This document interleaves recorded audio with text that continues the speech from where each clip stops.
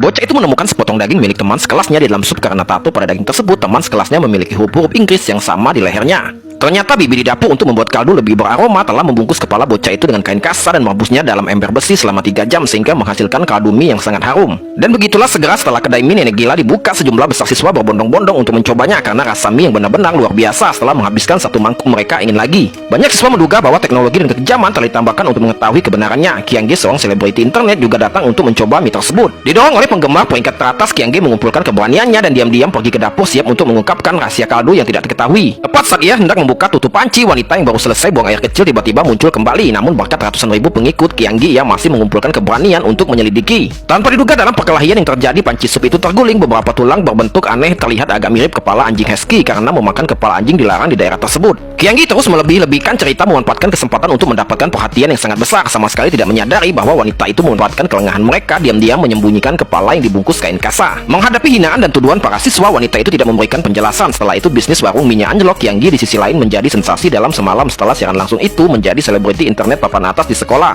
dan bahkan membuat tato di lehernya sebagai kenang-kenangan. Tanpa diduga saat hendak menikmati cemilan larut malam, ia ditabrak 2 kali oleh sekelompok pria berpakaian hitam. Maka Kyanggi segera mengejar mereka, bertekad membuat para pria berpakaian hitam itu berlutut dan meminta maaf. Namun para pria berpakaian hitam itu tidak menunjukkan belas kasihan, mengeluarkan pisau semangka dari punggung mereka dan menyerang Kyanggi tanpa sepatah kata pun. Untungnya Kyanggi berhasil menghindari tepat waktu dan lolos tanpa cedera. Namun insiden ini tidak membuatnya gentar. Ia kembali ke warung mie sup Dianpo untuk melakukan siaran langsung, mengklaim ingin membunuh seorang untuk menutupi jejaknya. Sebelum Dianpo dapat menjelaskan, Kyanggi menunjuk ke foto grup di atas meja, mengklaim putranya adalah pembunuhnya karena para pria berpakaian hitam itu mengenakan pakaian yang sama seperti di foto tersebut. Untungnya kepala sekolah tiba tepat waktu untuk membantu membawa laporan uji dan menjelaskan bahwa tulang-tulang di dalam panci sup bukanlah tulang anjing melainkan tulang babi muda, biasa bahan utama dalam kaldu berkualitas tinggi. Wanita tua itu seketika berubah dari pelaku menjadi korban, menuduh Kyanggi menggunakan segala cara untuk pandangan manusia. Teman-teman sekelasnya langsung menjauhinya, bahkan sahabatnya pun mengabaikannya. Kyanggi kini menjadi orang buangan dan tepat ketika ia menyesali perbuatannya, seekor kucing Persia tiba-tiba menarik perhatiannya. Sebuah pikiran jahat terlintas di benaknya. Detik berikutnya kucing Persia itu dimasukkan ke dalam karung. Ia berencana menggunakan bangkai kucing itu untuk menjebak wanita tua tersebut. Kyanggi diam-diam menyelinap ke dapur kedai mie di mana ia menemukan sebuah altar.